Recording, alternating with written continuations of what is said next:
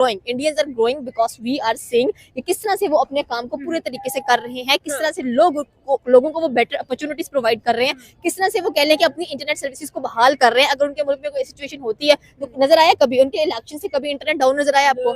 यहाँ पर इलेक्शन हो जाए इंटरनेट डाउन हो जाता है, यहाँ पर जलसा हो जाए इंटरनेट डाउन हो जाता है, यहाँ पर लिबर्टी बंद कर दी जाती है। मतलब what the hell is this? Sir, हम लोग एक फोटो तक हम लोग जो है ना वो शेयर नहीं कर पा रहे, एक वॉइस नोट तक हम किसी को भेज नहीं पा रहे हैं।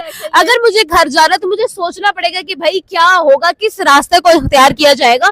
कहने का मकसद ये है, फिर हम कंपैरिजन करते हैं अपनी नेबर कंट्री के साथ जो 5वीं बड़ी इकोनॉमी बन चुकी है, जिसका मतलब हम लोग देखते हैं एक इक्विलिब्रियम हर एक चीज के अंदर। जब हम लोग अपनी बात करते हैं तो हम तो भाई परेशान है। बिल्कुल, हमें परेशानी क्यों फेस करनी पड़ रही है? ये हमारे ही खोदे हुए कब्रें हैं जिनमें हम लोग गिरते हुए दिखाई दे रहे हैं। अगर हमारे पास एक स्ट्रॉन्ग डिटर्मिनेशन हो, हमारे पास अगर मुर्दा अवाम ना हो, अवाम घटिया चीजों के लिए बाहर निकलते लेकिन अवाम अच्छी चीजों के लिए बाहर नहीं निकलती है। अवाम सेज दैट जी वो पर्सन हमारे लिए कुछ करेगा। 3 साल उसने हुकूमत की, क्या किया उसने आपके लिए? मुझे बस इतना बता दें जी।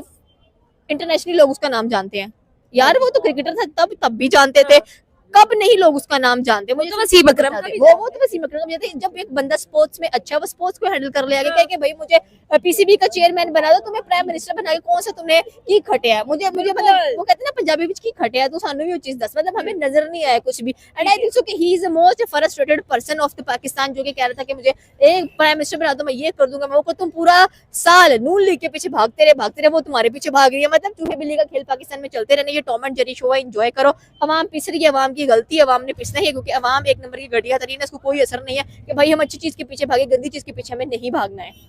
क्या लगता है ये कब इम्प्रूवमेंट्स आएंगी, हमें कब अकल आएगी कि एटलीस्ट आपकी अगली जनरेशन भी आ जाएगी, उससे अगली जनरेशन भी आ जाएगी, तो बेटा ये चीजें कभी सॉर्ट आउट नहीं होने वाली और ना होगी, बिकॉज ये आपकी जिंदगियों में रच बस चुकी है। जैसे कहते हैं ना कि आपके ब्लड के अंदर if you take a drug तो वो रच बस जाता है एंड आप उसको निकाल नहीं सकते हैं बाहर। तो यही सिचुएशन अब यहाँ पर भी नजर आ रही है। बिल्कुल ठीक। जो हुक्मरान इनको ये सोचना चाहिए कि ये मुल्क जो है ना पहले माशी तौर पर बहुत ज़्यादा जो है ना कमज़ोर है, ठीक है।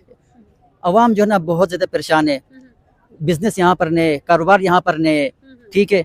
तो अवाम के जो है ना मसले मसाइल बहुत ज़्यादा है। तो ऊपर से जो है ना ये जो अवाम के आमदनी के कुछ ज़राए है, जिस तरह मिसाल तौर पर इंटरनेट है, सड़कें रोड ब्लॉक्स होते हैं, इससे जो है ना अवाम की परेशानियों में मज़ीद इजाफा होता है। तो अब हुक्मरानों को ये चाहिए कि अपने ज़ाती मफादात के लिए अब इंटरनेट को ये बंद कर रहे हैं। ठीक है। इनको चाहिए कि ये अपने ज़ाती मफादात से बाहर निकल कर जो मुल्क और अवाम के मफाद में जो है उसके लिए आगे कदम बढ़ाए, और वो उन बुनियादी जो मसाइल है जिनकी वजह से ये मसले पैदा हो रहा है उनके हल की जानिब जो ना ये हुक्मरान चले जाए। लेकिन ये उस तरफ